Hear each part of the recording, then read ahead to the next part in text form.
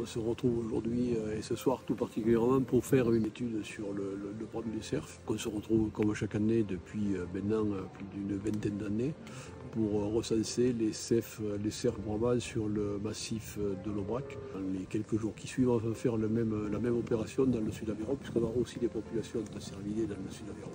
Ça nous permet d'avoir une approximation sur le nombre d'animaux qui sont présents sur le site. La population augmente, c'est pour ça qu'on essaye d'être le plus vigilant possible pour avoir un seuil acceptable pour le milieu agricole, pour tout le monde. Il faut savoir que l'année dernière, à titre d'exemple, il s'est prélevé plus de 700 animaux, 700 grandes cervidés sur le secteur du Nord-Aveyron. On est en pleine période de brame du cerf, c'est à partir du 15 septembre, 15 octobre.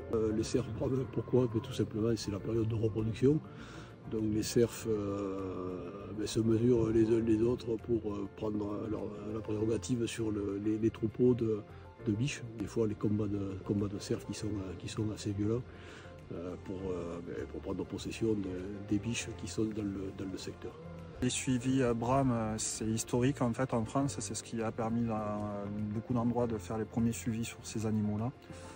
Aujourd'hui, nous on est attachés à continuer à le faire parce que ça nous met une situation spatiale de l'espèce sur le massif. Après, il y a d'autres suivis qui sont plus importants pour nous et c'est notamment tout ce qui est lié en fait à ce qu'on appelle les ICE.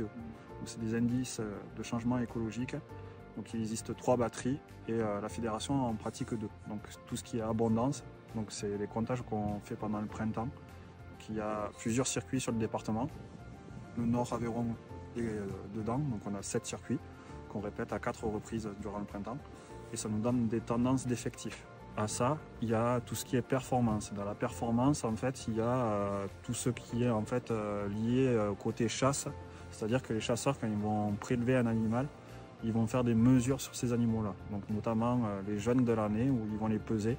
Et en fonction des points moyens, on va savoir, en prenant des pincettes bien entendu, s'il y a plus d'animaux ou moins d'animaux. Le cerf aujourd'hui dans le massif, il est victime de son succès.